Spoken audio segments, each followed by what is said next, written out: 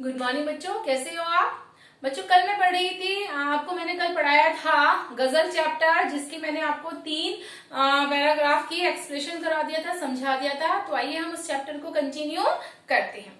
देखिए चौथा, देखिए पैराग्राफ, खुदा नहीं ना सही, खुदा नहीं ना सही, आदमी का ख्वाब सही, आदमी का ख्वाब सही, कोई हसीन नजारा तो है नजर के लिए। आइए इसका एक्सप्रेशन समझाती हूँ। देखिए इस वाले पैराग्राफ में दुष्यंत कुमार जी कहते हैं कि आज चारों तरफ प्रतिकूल परिस्थितियां ही दिखाई देती हैं, जिनसे मानव में जो है वो निराशा वो क्या हो गई है, धीरे धीरे व्याप्त हो चली है। दया, क्षमा, त्याग, परोपकार जैसे गुणों से संपन्न तो केवल खुदा है, जिसमें कि कोई दोष नहीं है। वह धरती पर कहीं ना कहीं उतर कर नहीं आ सकता, परंतु हम ये सपना तो बच्चों कम से कम देख सकते हैं कि जो मानव के द्वारा बनाए गए गुण हैं वो उसमें समाहित हो। निराश मानव के लिए तो एक आशा की जो किरण है वो ही बहुत काफी है। दया, क्षमा, परोपकार आदि गुणों से विभूषित मनुष्य की जो कल्पना है वो कहीं ना कहीं अपने आप में ऐसा सुखद एहसास है जो जीवन के लिए आशा प्रदान करने वाली है। आदमी के लिए आज भ्रष्टाचार, बेईमानी, प्रतिकूल वातावरण में ये खूबसूरत सपना ही बनकर रह जाता है और कहीं ना कहीं इसे सपने की बहुत आवश्यकता है। एक दिन मानव में सभी मानवीय गुण पैदा हो जाएंगे तो परिस्थितियां अपने आप ही सुधर जाएंगी। आइए नेक्स्ट पैराग्राफ देखते हैं बच्चों। वे मुतमईन हैं कि पत्थर पिघल नहीं सकता, वे मुतमईन है कि पत्थर पिघल नहीं सकता, मैं बेकरार हूँ आवाज में असर के लिए, मैं बेकरार हूँ आवाज में असर के लिए। देखिए हमारे जो कवि हैं दुष्यंत जी, वो ये कह रहे हैं कि चारों ओर जो है वो बहुत ही राजनीतिक और सामाजिक अव्यवस्था देखकर वो जनता को कभी ना बदलने का विश्वास वो चलाए, उनको ऐसा लगता है, परंतु इसके लिए निराश होने की बल्कि विद्रोह करने की कहीं ना कहीं हमें आवश्यकता होनी चाहिए। कभी दुष्यंत जी को लगता है कि राजनीतिक और सामाजिक जो क्षेत्र है उसमें फैली बुराइयां, भ्रष्टाचार, बेईमानी आदि के साथ रह रहकर जनता जो है अब इन सब चीजों की आदी हो गई है, उसको भी आदत पड़ चुकी है। उन्हें विश्वास हो चला है कि ये समस्याएं अब कभी भी समाप्त नहीं होंगी। जिस प्रकार पत्थर का पिघलना संभव नहीं है, उसी प्रकार अब परिस्थितियों का बदलना भी संभव नहीं है। कवि कहता है कि बदलती परिस्थितियों को देखने के लिए वे बहुत ज्यादा बेचैन हैं, उत्सुक है, परंतु आवाज में असर तो तब परिस्थितियां बदल सकती हैं। यदि आवाज में परिवर्तन हो जाए, आवाज उठा ले कोई, तो वास्तव में जो परिस्थितियां हैं वो बदल सकती हैं। अर्थात बच्चों अभिप्राय यह है कि हमारे जो लेखक है वो कहने की कोशिश कर रहे हैं कि हमारी जो समस्याएं हैं उनका कहीं ना कहीं समाधान होना बहुत जरूरी है। वो विद्रोह भरे स्वर में हमें आवाज उठाना बहुत जरूरी है। समस्याओं का यदि हम विरोध नहीं करेंगे और उन्हें ऐसे ही स्वीकार करते रहेंगे, जरूरत है ना कि उनके साथ रहकर जीवन जीने की आदत डालनी चाहिए। अर्थात हमें अपनी समस्याओं का विरोध करना चाहिए, ना कि ऐसे ही जीवन जीना चाहिए।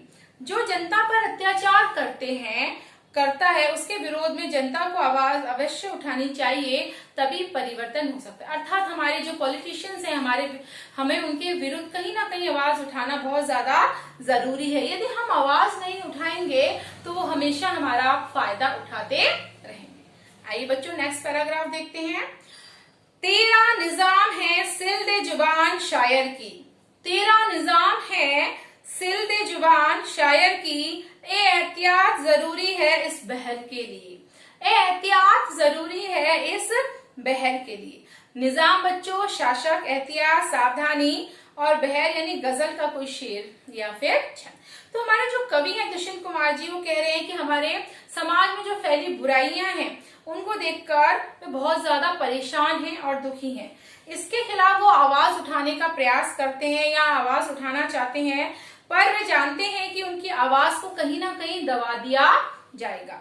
इसलिए शायद दुष्यंत जी राजनीतिक और सामाजिक अव्यवस्था के लिए जनता की ओर से कहीं ना कहीं आवाज उठा रहे हैं। उनकी आवाज को दबाने का प्रयास किया जा रहा है, इसलिए वो बार बार कह उठते हैं कि हे शासक, तेरे राज्य हैं, तू चाहे तो शायर की आवाज को सिल सकता है। अर्थात शासक की इच्छा से विद्रोह के स्वर को कहीं ना कहीं दबाया जाता है। जैसा कि अक्सर हम देखते हैं, जो पॉलिटिशियंस होते हैं, बड़े बड़ी पोस्ट पर होते हैं, वो आम जनता का कोई व्यक्ति होता है, उसके विद्रोह करने पर उसकी आवाज को दबा दिया जाता है। जैसे गजल के एक छंद के लिए बंधन की सावधानी जरूरी है, जैसे गजल के छंद के लिए बंधन की सावधानी जरूरी है, वैसे ही शासक भी अपने राज्य को कायम रखने के लिए आवाज को दबाने में सावधानी बरतना जरूरी है। अर्थात उसको जब ये विद्रोह करना है तो उसे साथ में सावधानी बरतनी भी चाहिए, नहीं तो उसकी आवाज को दबा दिया जाएगा। शासक की पूरी कोशिश रहेगी कि अकेले व्यक्ति को कहीं ना कहीं हम दबा दें, या उसकी आवाज को कहीं ना कहीं हम दबा दें, या फिर उसके विद्रोह का स्वर ना उठे, ताकि उनका जो शासन है वो पूरी तरह से चलता रहे। अर्थात जो पॉलिटिशियंस होते हैं, राजनीतिक होते हैं, उनका कहीं ना कहीं बच्चों ये कोशिश रहती है, प्रयास रहता है कि वो उनकी आवाज को, जो विद्रोह कर रहे हैं, जो उनके खिलाफ जा रहे हैं, उसकी आवाज को दबा दिया जाए। तो हमारे जो कवि हैं वो हमें ये सजेस्ट कर रहे हैं, ये सलाह दे रहे हैं कि हम जो भी विद्रोह उठाएं वो पूरी सावधानी के साथ उठाएं। आइए बच्चों नेक्स्ट देखते हैं। जिए तो अपने बगीचे में गुलमोहर के तले, जिए तो अपने बगीचे में गुलमोहर के तले, मरे तो गैर की गलियों में गुलमोहर के लिए।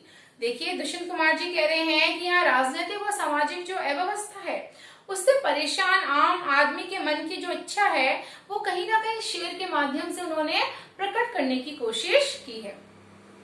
कवि कहते हैं कि जब तक हम जिए अपने ही घर, अपने ही देश रूपी बगीचे में, यानी कि गुलमोहर रूपी जो बुजुर्ग हैं, उन्होंने कंपैरिजन किया है गुलमोहर पेड़ से बुजुर्गों का बच्चों इसमें है कि गुलमोहर रूपी बुजुर्गों और वृक्षों की छाया में ही हमारा जो जीवन है हम उस जीवन को बिताएं। जीवन की जो हमारी राह है उसमें आने वाली जो समस्याएं उनसे हमें कभी घबराना नहीं चाहिए, बल्कि उन समस्याओं का हमें डटकर मुकाबला करना चाहिए और दूर नहीं भागना चाहिए हमें उन समस्याओं से। यदि हम मरे भी तो दूसरों की सहायता करते हुए मरे, परोपकार की राह पर अपना जीवन त्यागे। हम दूसरों के अधिकार रूपी गुलमोहर की रक्षा के लिए अपने प्राण त्याग देते हैं। अर्थात कभी कहने की कोशिश कर रहा है बच्चों कि यदि हम मरे भी तो दूसरों के लिए कुछ कर कर मरे। तो बच्चों ये आपका जो चैप्टर था गजल आज कंप्लीट हो गया है। Thank you.